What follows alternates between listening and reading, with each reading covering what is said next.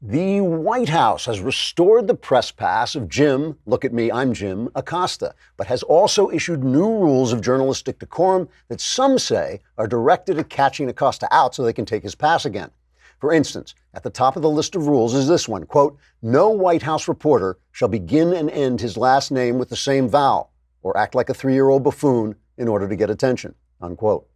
Another rule is, quote, when asking a question, reporters must actually be searching for information, not just trying to shout out their stupid opinions, which nobody cares about anyway, especially if they begin and end their name with the same vowel or act like a 3-year-old buffoon, unquote.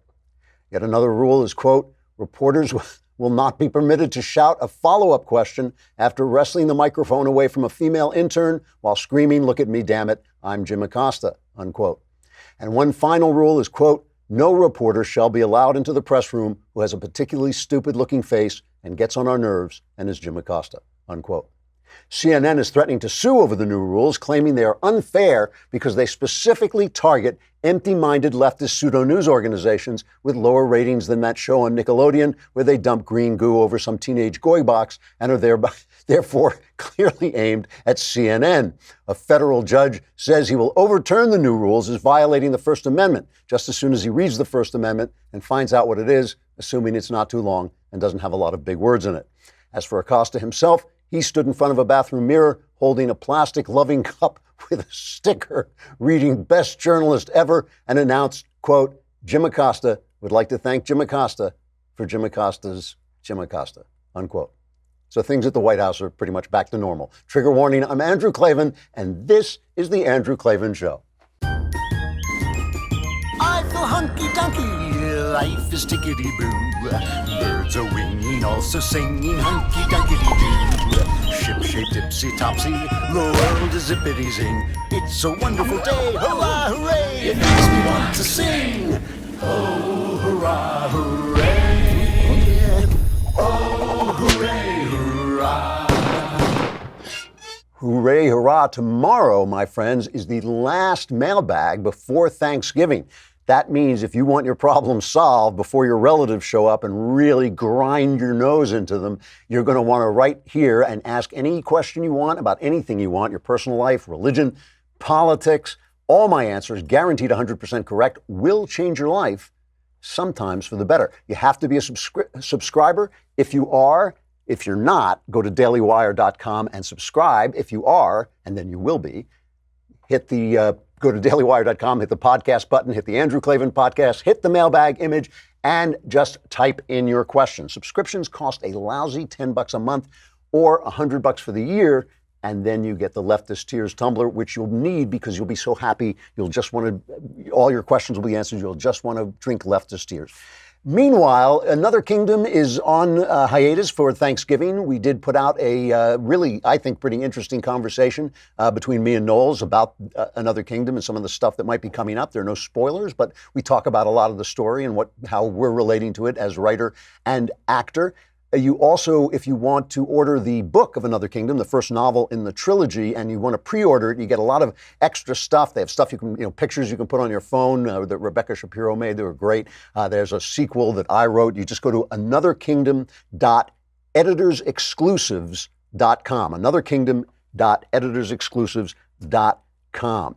Then it's time for man crates. You've got to have man crates. The holidays are coming up. You want to give man crates. You want to get man crates. They are incredibly cool. I recently got the Grill Master crate. And the reason I got it is because I have this friend, Owen Brennan. He's the guy who does a lot of ads for like Ted Cruz over at Madison McQueen. Every time he comes over, we grill. And every time we grill, I always say, I'll grill. And my wife says, no, let Owen do it, because Owen is just a master griller. So I got the Grill Master crate from Man Crates so I could just smash him over the head with the crate. And then open it. It comes with a crowbar. And then you can bring it out. It's got great stuff, gifts sealed up in a wooden crate. The crowbar lets you pry it open so you feel incredibly manly. I felt manly before the crowbar, but the crowbar doesn't hurt. And every man crate comes with a 100% satisfaction guarantee. listen to this show, buy a gift, and you will get the second gift for 25% off when you go to mancrates.com/Klavan. This offer is only for the holidays. Buy one gift and get the second 25% off at mancrates.com/Klavan. That's mancrates.com/Klavan. You got to open that crate yourself, and you got to figure out for yourself, how do you spell Klavan? Actually, I'll tell you, it's Klavan. So I almost never do this, but I got to talk a little bit about sports. Last night there was a game on television, Monday Night Football, and it was particularly important to me because it's the Rams, the Los Angeles Rams, who are doing having a great season. And I know a lot of people don't care about football, so I won't get into too much of the high weeds about it. But it was the two top teams, the Los Angeles Rams and the Kansas City Chiefs. Kind of cool because they both have these incredible quarterbacks who are going to be probably championship quarterbacks for the next 20 years or whatever. They're going to have great careers. And they have these two cool coaches because Andy Reid is kind of the old man. They call him Big Red. He's like 60 years old, but he's very innovative coach. And then, of course, Sean McVay for the Rams is like 12 or something like that. And he's just one of the youngest, but also incredibly innovative. Anyway, what was incredibly cool about it was they were going to have it down in Mexico City, but there was a concert, and the stadium got all dug up, so the field was bad. So they brought it back to L.A., but since it was coming back to L.A., they decided to honor all the first responders who have been, there's been a bad couple of weeks here in California. Again, don't want to bring it up too much because I know a lot of you are from other places, but the fires have been awful. There was the shooting in Thousand Oaks. People have lost their lives. I think there are close to 80 known dead in the fires, which is insane, and 1,000 are still missing. Hopefully some of them are just out of cell phone reach. But these people who go out there, and I like to pay tribute to the guys, because guys come under so much fire today, but these are all kinds of people, the firefighters, the cops, doctors, nurses, Red Cross people. The pilots, I got to say, I earned a pilot license at one point. I don't fly anymore, but I had a pilot license at one point, and watching these guys come in hot and low over these flames so they can dump the retardant accurately. It just brings tears to my eyes. The courage of these people, the dedication. They're out there sleeping on the grass to fight because they just want to go back and fight the fire again when they wake up. So they gave 1,000 tickets away to the stadium and let them watch this game. And they were also honoring, of course, Ron Hellis, the county sheriff sergeant who was killed in the shootout in Thousand Oaks. And it was beautiful. And then it turned out to be one of the great games, a game for the ages. It was a game for the ages. It was incredibly high scoring, and yet the defense was good. There were every possible play, fumbles and scores and interceptions and everything that you could ask for. It just went on and on. One of the highest scoring games in NFL history. I think it was the third highest scoring, and the Rams won it 54-51. The two quarterbacks were unbelievable. Anyway, the thing I just wanted to point out is that there were no politics. I mean, they had a beautiful national anthem sung by the California Lutheran University Choir, and they were joined by first responders. I have to be honest and say I forgot to press the DVR, so I missed the first 5 minutes of the game, and I don't think anybody protested or did any of that stupid stuff. It looked to me like it was politics-free. It was just pure sports. Nobody seizing the moment to make a pompous left-wing statement. Nobody saying anything. They just played the game. And it reminded me of the fact that there are certain things that I like to call meta professions. Sports is one of them.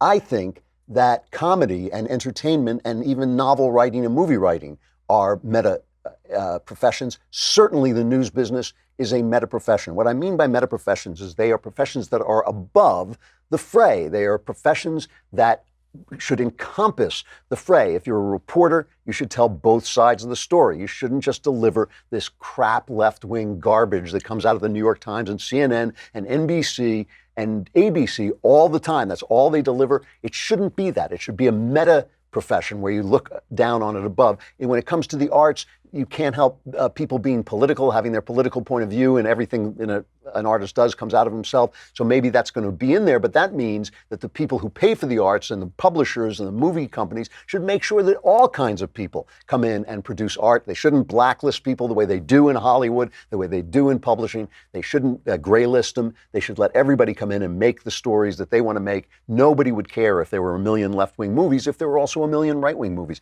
These meta professions bring us together by saying, hey, there is a point of view, a platform from which we can look at the situation as one. We can both say, yeah, that's what the other guy is saying. Boy, I think he's an idiot. But, obviously he deserves to have his story told. When they do that, this is the thing that really gets me, especially when I watch the late night comedians and they're just cursing out Trump day after day, show after show, each and every one. And I think really, do the people who voted for Trump they have a chance to laugh at politics? Is nobody on the left doing anything funny? Is Nancy Pelosi, when Colbert has on left-wing judges and left-wing politicians says, oh, please save us from Donald Trump, like he's a 2-year-old, I think that is so divisive. I do, I think that I understand if you want to be a political comedian, go on the road and do your show. But when you command the heights of a late night television show on the public airwaves, really, you can't find anything funny to say about anybody? For 8 years, nobody could find anything funny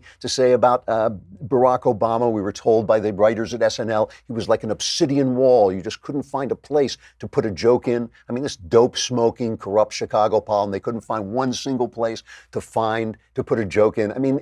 Politics is funny. Politics is funny, and it just seems to me that that when you abandon the meta professions, when you abandon your meta responsibility to professions, to take a look at everybody, to make sure you understand that everybody's a little corrupt, everybody's a little stupid, everybody has a point of view that has flaws in it. When you remind people of that, it brings people together. When you do what Colbert is doing, when you do what Jim Acosta does, when you do what CNN and the New York Times do, you actually are driving this wedge in between people.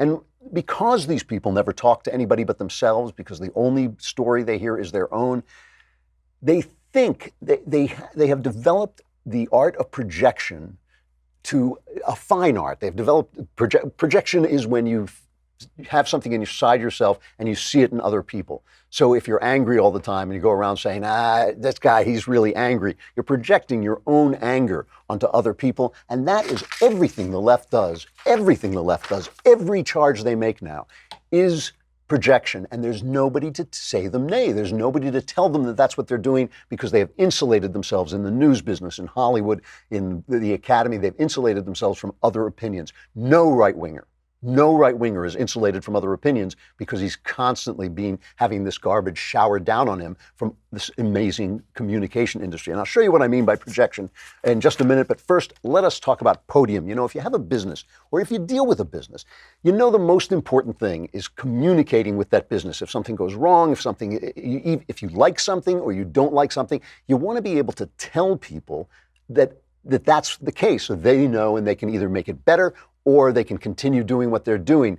Podium is a system of communication that comes between businesses and their customers and facilitates that communications. For instance, 90% of consumers prefer messaging and 99% of texts get opened. So if instead of having your customers get on the phone and wait and listen to music and sit there and roll their eyes and think, I've got to dedicate my afternoon to being on hold, with Podium will help your customers communicate with you through texts. No more hold music or phone tag or piling up voicemails. Conversations, that start with convenience end in more sales. So go to podium.com/Klavan to get 10% off your monthly subscription. Meet your customers where their screens are. Go to podium.com/Klavan to get started and save 10%. Your customers will be able to text you right away and say, how do you spell Klavan? It's Klavan. Am I ever going to get tired of that joke? No, I'm never going to get tired of it. So just live with it. You're just going to have to live with it. What do they say? Oh, Trump lies. This was the Jim Acosta thing. The Jim Acosta story is that the White House said, all right, we're going to give you your pass back, but we are going to make these rules of decorum. So Jim Acosta thinks he won, but actually now all these reporters who used to be polite enough to not have rules like 3-year-olds now have to have the Jim Acosta Memorial Nursery School Rules. That's what we'll call them, the Jim Acosta Memorial Nursery School Rules. Now everybody has to live with them, so it's easier for Trump to throw you out if you break the rules because you'll have due process. And remember, the ruling giving Acosta back his press pass was a temporary ruling. The guy said he wasn't going to rule on the First Amendment of it. He just thought Acosta hadn't had due process. It's absurd to think that Trump has to give anybody a hard pass. So if he violates these rules, he'll be bounced. And eventually they'll probably stop having cameras in there, so he won't even get his mug on television, in which case he'll probably just change professions. But remember, the thing that he was saying to the president was, for some reason, it was important to Jim Acosta to tell us that he didn't think that the caravan coming in was an invasion. Oh, and it was so far away. Well, now here they are. They're coming here. They're Tijuana. They're ready to break through the wall. They're having problems in Mexico with them. They're attacking the Mexican police. And Fox yesterday had a real Fox News, the Bret Baier Show, had a really good report saying that Homeland Security says that they have identified more than 500 criminals in these. Now it's around 8 to 10,000 people. They've personally identified over 500 criminals. They say most of these people coming in are males, and they put the women and children at the front of the line because they know the news media will cover it. And Fox interviewed Mexican people in Mexico, who are objecting to their presence there. And you just hear a couple of quick interviews they did with them. We are here because our government has not taken control of these, what we call invasions. I'm not really in favor of them coming the way they did. You know, to me, it feels like they invaded.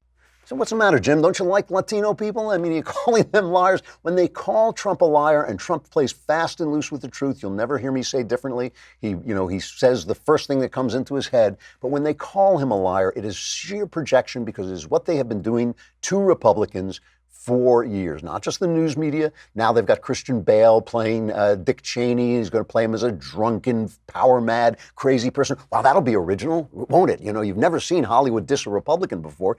So when they so fast to call people liars, so fast to say this stuff, it really is projection. It's all them. They've been lying about people. They just don't like getting it back. You know, the other thing that has come out, the Honduran president, Juan Orlando Hernandez, told Mike Pence that this caravan was organized by leftist organizations. We kind of knew that already. And he says left-wing organizations are providing assistance. And at least 3 of those groups are funded by George Soros's Open Society Foundation.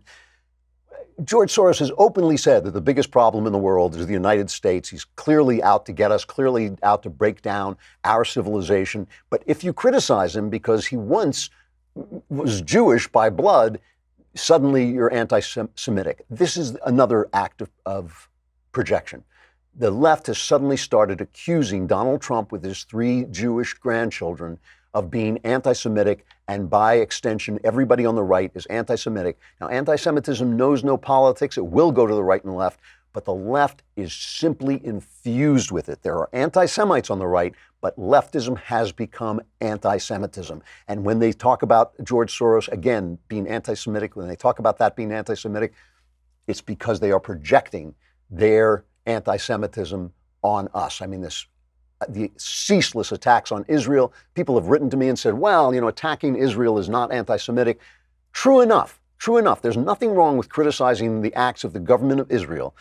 But when you think a country the size of a shoebox is to blame for the problems in the Middle East, which is the size of the United States, it's nonsense. When you think the only democratic, the only free country, the only country that has gay rights, the only country in the Middle East that has rights for women, when you think that's the problem, I'm suspicious. I'm suspicious that there's anti-Semitism at the bottom of that. When you start talking about divesting in them, when you start talking about boycotting them, but you're not boycotting Saudi Arabia, where women are not allowed to breathe practically without getting permission from their husbands, I'm suspicious that you are anti-Semitic. And it's coming out now in the Women's March. Some of the women who organized the march originally are leaving, saying the thing is infested with anti-Semitism. The left is totally infested with anti-Semitism. And every time they say, oh, you criticize George Soros and he happens to be a Jew, so you're an anti-Semite, which is nonsense. Every time they say it, It's projection. Corruption. This is a huge one, huge projection. All we've been hearing when Donald Trump, and Donald Trump is a big mouth, some of the stuff he says is not, it's not right, and I'm not going to defend it. But when Donald Trump comes out and says they're trying to steal the election in Florida, and they say, well, he said without evidence that they're trying to steal the election. Where are they now? Where are they now that Stacey Abrams, who lost the governorship in Florida, is making these charges? Play these charges. Now, first she made the least gracious concession speech ever made, saying, I'm not conceding because the election was stolen, and now she's doubling down on MSNBC. It was not a free and fair election. We had thousands of Georgians who were purged from the rolls wrongly, including a 92-year-old woman who had voted in the same area since 1968, a civil rights leader. It was not fair to the thousands who were forced to wait in long lines because they were in polling places that were under-resourced. Or worse, they had no polling places to go to because more than 300 had been closed. It was not fair to the thousands that were put on hold with their registrations. And it was not fair to those who filled out absentee ballots, and depending on the county you sent it to, it either was counted or not counted, assuming you received it in time. Brian Kemp oversaw for 8 years the systematic and systemic dismantling of our democracy, and that means there could not be free and fair elections in Georgia this year.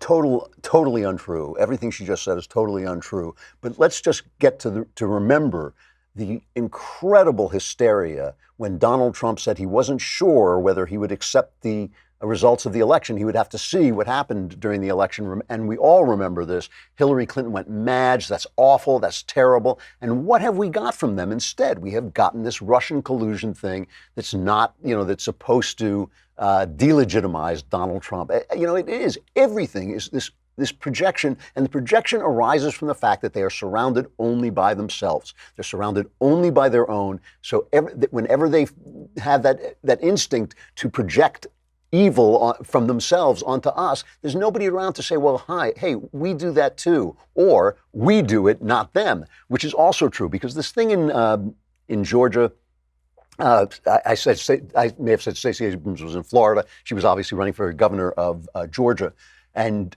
this whole thing was that the governor there was, in fact, obeying the law. There was a law that said you have to clean out the voter rolls if people don't vote for a certain period of time, if their information isn't correct. There were all these different laws that they were obeying in clearing out these voter rolls. It had nothing to do with her not getting elected. In fact, there was a huge turnout. If he was trying to suppress the voters, he was not doing a very good job. Kemp, if he was trying to suppress the voters, because they came out in droves, and Stacey Abrams benefited from their coming out. But she lost. She lost by like 55,000 votes, which is something like 1.4% or something like that. They counted it 1 million times. She lost. She lost. And I swear, has there been a Democrat who has accepted the outcome of an election with any grace whatsoever? But if any Republican complains, he is a villain who is destroying America's trust in our institutions. It's insane. It is insane. Acts of progression, of projection, of corruption, of dishonesty. It's really bad. Michael Barone, who is not like, he's a conservative guy, Michael Barone, but he's very numbers driven, very freedom driven, and hardly a radical. He wrote a piece about what Obama did to the Trump campaign and how close it was to Watergate. Remember, in Watergate, Nixon tried to bug George McGovern's campaign headquarters. And that, oh my God, that was the worst thing ever. He was cast out of office by the cover-up he put in place to stop people from finding out about this. So here's Barone writing about this, talking about projection. Barone says, the crime at the root of Watergate was an attempt at surveillance of the DNC after George McGovern seemed about to win the Democratic Party's presidential nomination, just as the government misconduct in Russiagate was an attempt at surveillance of the Republican Party's national campaign after Trump clinched its nomination. In both cases, the incumbent administration, Nixon and Obama, regarded the opposition's unorthodox nominee as undermining the nation's long-standing foreign policy and therefore dangerous to the country. McGovern renounced the Democrats' traditional Cold War policy. Trump expressed skepticism about George W. Bush and Obama administration policies on NATO, Mexico, Iran, and Russia. There are two obvious differences. This is still Barone. There are two obvious differences between Watergate and the Obama administration's infiltration. The Watergate burglars were arrested in flagrante delicto, and their wiretaps never functioned, and neither the FBI nor the CIA fully cooperated with the post-election cover-up. That is quite a contrast with the Obama law enforcement and intelligence appointees' promotion of Christopher Steele's Clinton campaign finance dodgy dossier and feeding the mainstream's media's insatiable hunger for Russia collusion stories. In other words, under Obama, the intelligence agencies were corrupted and became Watergate. They became the Watergate burglars, and the press who exposed Watergate became accomplices in Obama's Watergate. That's how bad it is. That's how bad it is. And that's what they've done to themselves because they have forgotten the principles of professions that are supposed to be above the fray. And it casts a shadow backwards over the Watergate investigations themselves. It makes you wonder, was the press just being anti-Nixon? They hated Nixon with a passion. Would they have done that? Would they have covered up for Kennedy? They did cover up for John F. Kennedy. I mean, that's true. They did that. And then they went after Nixon with a vengeance. It really is a corrupting, divisive fact of our lives that these guys have simply no responsibility to the meta nature of their profession. And the only thing I can say is in fighting back against them, we really have to be careful that we don't turn into them because it's like a system. You get caught in the system. Once you start fighting back, you too don't want to give any credence to anything they say. You want to be fair, but you're so outnumbered and outgunned by the networks and the Times and all these people, this huge echo chamber that they have supporting them, that you just feel you don't want to give them any quarter whatsoever. So the big thing is how to fight back against them. This is the thing we're going to have to figure out. How to fight back against them without becoming them. Because the last thing I want to do is become somebody like these guys, the Jim Acosta media or Hollywood or any of these people who have just turned themselves into dishonest machines who are no longer serving their professions. Speaking of dishonest lowlifes, Michael Knowles. No, I'm joking. Today at 5:30 p.m., why don't you guys stop me before I do that to poor Knowles? Today at 5:30 p.m. Eastern, 2:30 p.m. Pacific, all of your questions will be answered by Daily Wire's own Michael Knowles. Ask him lots of questions, come up with embarrassing subjects, ask him about his sex life, his Catholicism, ask him about his sex life and his Catholicism, and how his Catholicism, never mind. Remember, we don't want to make this easy for him, and as always, the lovely and talented Alicia Krause will be hosting it and will even be sitting in the same room with Knowles, so the suspense will be killing us all. This month's episode will stream live on Daily Wire's YouTube and Facebook pages. It will be free for everyone to watch, but only subscribers can ask the questions. So subscribe, ask Knowles your questions. Then if you want to get the truth, send them in. Oh, stop me before I kill more. Send them in to the mailbag, which is tomorrow, last mailbag before Thanksgiving. Go to dailywire.com. Hit the podcast button, hit the Andrew Klavan podcast, hit the mailbag, and ask your questions. Answers guaranteed, 100% correct, will change your life. For the better, who knows? All right, we got to say goodbye. We got Jenna Ellis coming up to talk to us about something a really interesting subject about the new trade deal with Canada. Oh, Canada, come on over to dailywire.com and listen and subscribe.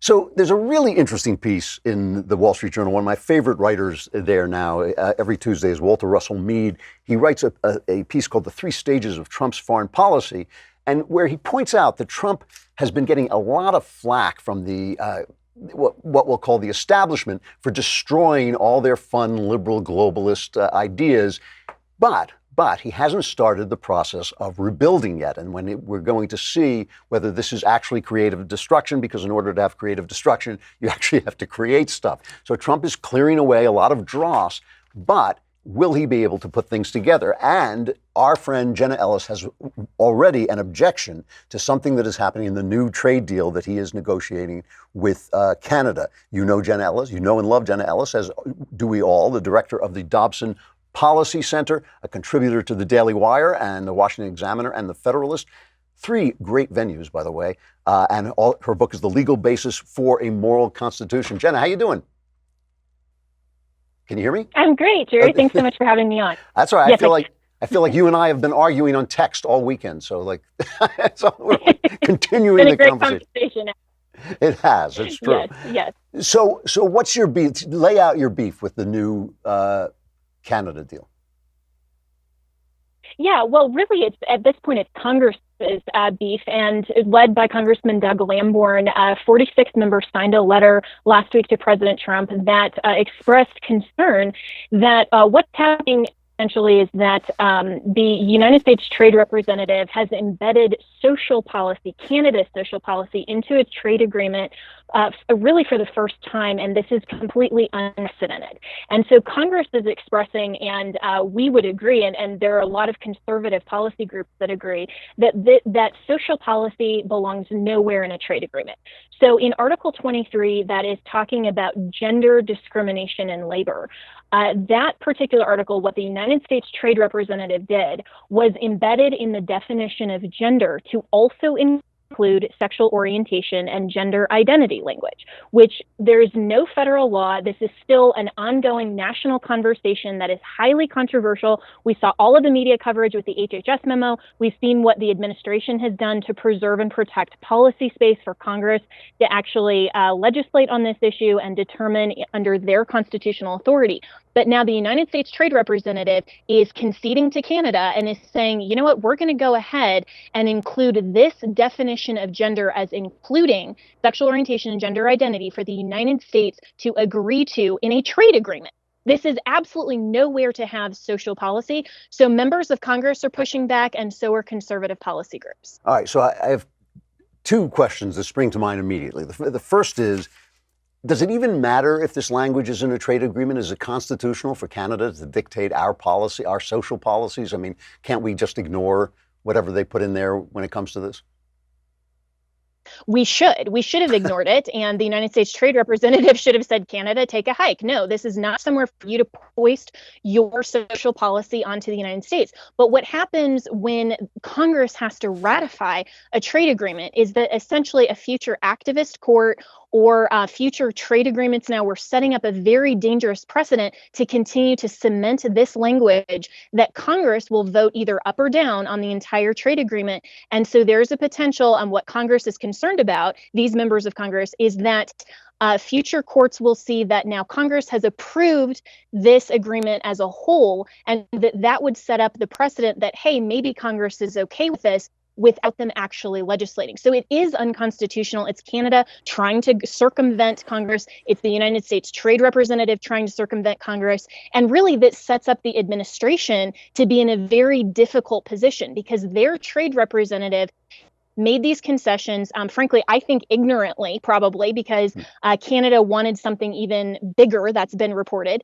And so they thought they were just minimizing the language. And now the administration is in the position of, do we remove this and maybe have Canada push back on us, or do we keep it in there and have Congress potentially vote down the entire trade agreement, as this letter suggests, and that we would urge Congress to do is to vote down, because this language has absolutely no business in a trade agreement. But also, Drew, what's really important is this shows why the administration has to make sure that they are getting people in these offices that know what they're doing, that know the constitutionality of these issues, and make sure they're preserving the policy space and are not circumventing Congress. I mean, this is what Meade was talking about. He was saying it is yet to be shown that while he's been very fair to Trump, and that while Trump is clearing away, stupid stuff like the Iran deal and the Paris climate deal, it's also going to be very difficult to form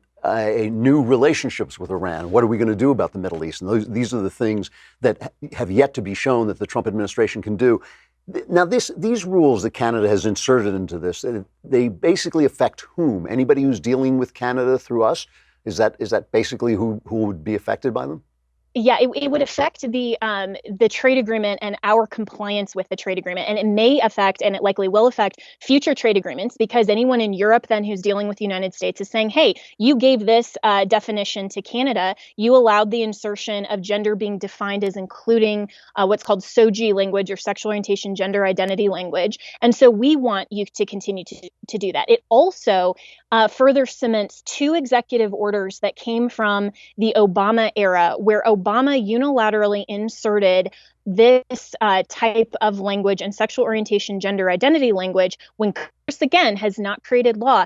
And that would further cement these two executive orders to continue to be policy and potentially put the onus on Congress to make it further down the road for them to legislate against this issue. So this is actually a very big deal to the United States. And the main reason is that we need to protect our sovereignty. We do not want to have countries like Canada telling us what our social policy should be and how we need to define gender discrimination under our law. That is a matter constitutionally that only Congress can determine. So to put this into a trade agreement is absolutely unconstitutional and sets up a very bad precedent for the future.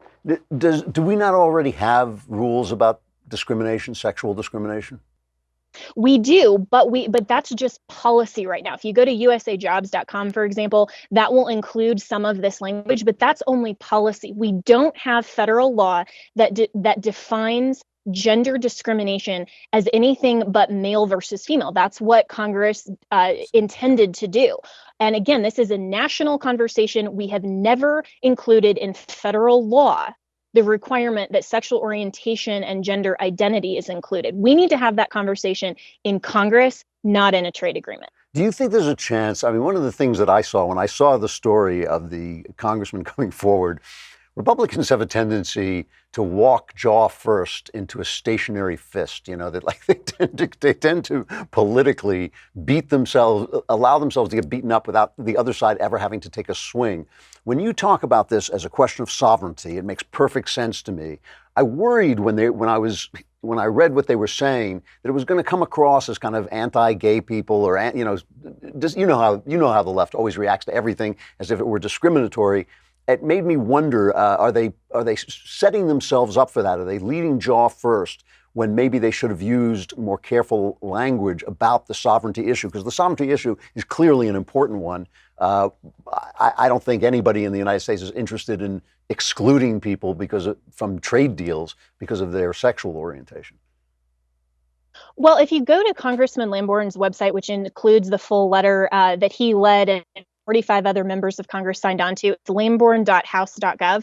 But he released a statement regarding the letter, Congressman Lamborn, that said it's insulting to our sovereignty to submit to social policies in a trade agreement, and goes on to say Congress has refused to accept this. If you go to his Facebook page and you see the outrage from a lot of people who aren't really well versed in this issue, they do think that. They do think that this is just anti-LGBT. But what this really is a question of sovereignty, and we need to have this conversation in Congress, because if Congress wants to legislate certain protections for LGBT members, that should not just rationally come under gender-based law.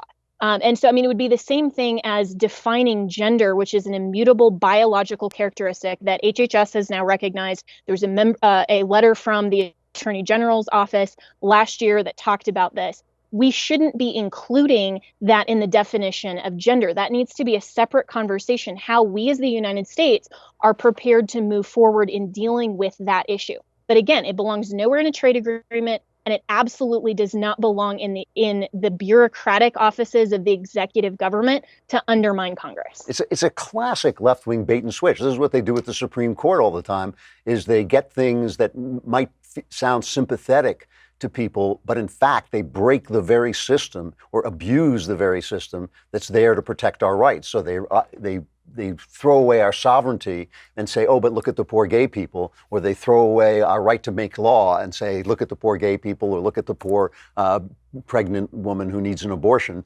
And that's using our kind of compassion and sympathy for people in trouble. they take away our actual rights and our systems. It's an amazing tactic, and amazing how often it works. I don't think it would work as well as it does if the press weren't so entirely on board.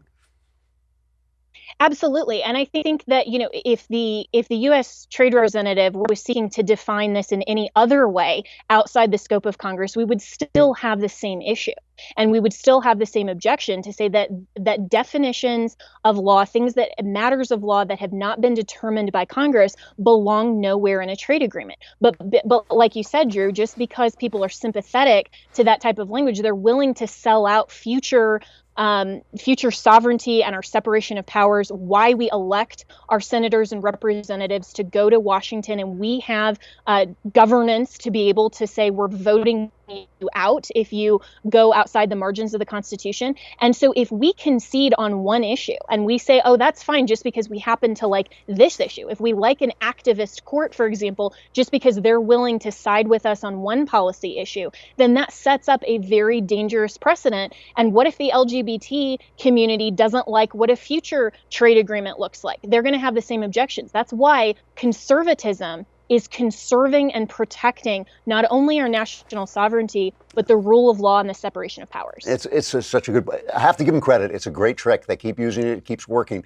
Let's see if it works this time. Jenna, it's great to see you. We'll continue our argument on the air next time about libertarianism.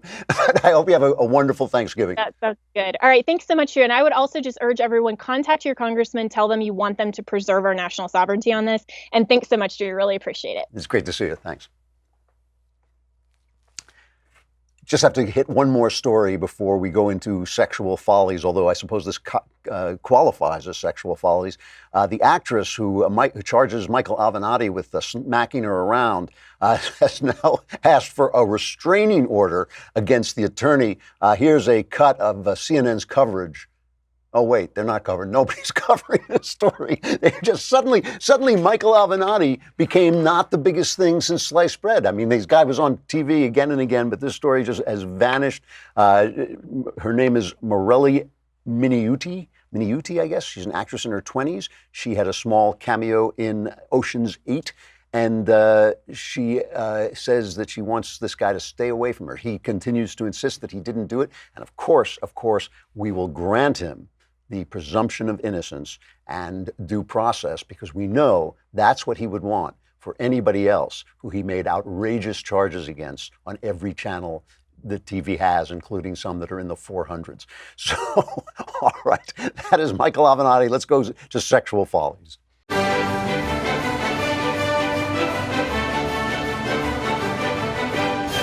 Well, this is the time of year I cannot resist talking about this again. Hallmark Christmas movies come on. They've been so popular that now, like We does them and a couple of other stations, Lifetime I think does them. They all have these same stories. Basically, a lady finds love during Christmas. And what I once sat up with, I have to admit, a stiff drink and watched one after another of them. I could not take my eyes off them. It was the first time I discovered them because it actually felt like I was being allowed into women's daydreams. You know, it was like kind of like when that 50 Shades of Grey came out and like guys read it and went, really? You know, really? Oh, wow. You know, but this is kind of the benign form of that. It's just like what daydreams look like, because they are constructed exactly like daydreams in the sense that there's no suspense. Usually when people have daydreams, they don't really have a lot of suspense. They'll pose a problem, but then they'll solve the problem almost in the next second because it's a daydream. Why should you daydream that things go wrong? You daydream that things go right. And these stories are one after another. So Bray Payton over at The Federalist, and I was mentioning this before with Jenna, The Federalist and the Washington Examiner have become two exceptional venues. Federalist because of Molly Hemingway, I'm sure, and the Washington Examiner is who runs the Washington Examiner? I can't remember. This guy used to be at National Review. Anyway, they both have done spectacular jobs of making these into excellent venues. Anyway, Bray Payton, writing humor at The Federalist, writes Hallmark tropes that will help you bag a man in time for Christmas. And she just uses the plot of Hallmark Christmas stories of how this is how you find a man. One, get snowed in together.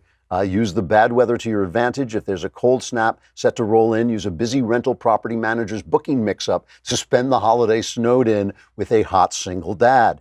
2, embrace strange inheritance requirements. If there's one thing you can bet on in these movies, it's that rich people are eccentric AF, and they will make their heirs jump through bizarre and romantically involved hoops to secure their fortunes. Number 3, recognize your sexual chemistry with your longtime rival. I love this one. This one's in almost every story. Maybe the real reason why you can't stand that one guy in your professional sphere is because you actually have the hots for him. Be sure to fall into a situation where you have to spend a lot of time in the same space together so you figure that out.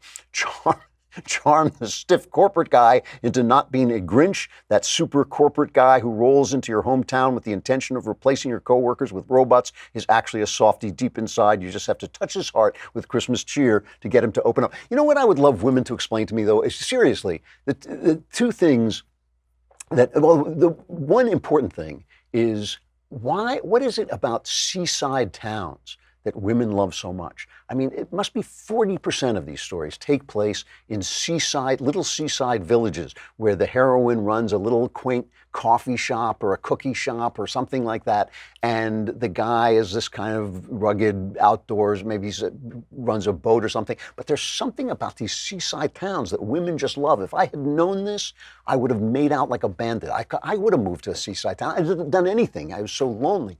But I just want to know why these things work. You got to watch these Hallmark things. You really do. Especially if you're a guy and you want to know what women are thinking about, you really have to sit and watch these things for a couple of hours because they are just absolutely revelatory. And of course, you find out just how much people want to be loved. I mean, I think women have a special yearning for this, but men, of course, too, want to be loved. And it really is kind of a reminder that that's what we're here for. You know, we're not, all the rest of the stuff is just taking up time. This is really what we want to do. All right. Last mailbag before Thanksgiving. You want to get those questions in, especially if your relatives are on the way, they're down the street, they're knocking at the door, they're climbing in the windows, they're coming to get you. Get your answers now before the disaster strikes. Be here tomorrow. I'm Andrew Klavan. This is The Andrew Klavan Show.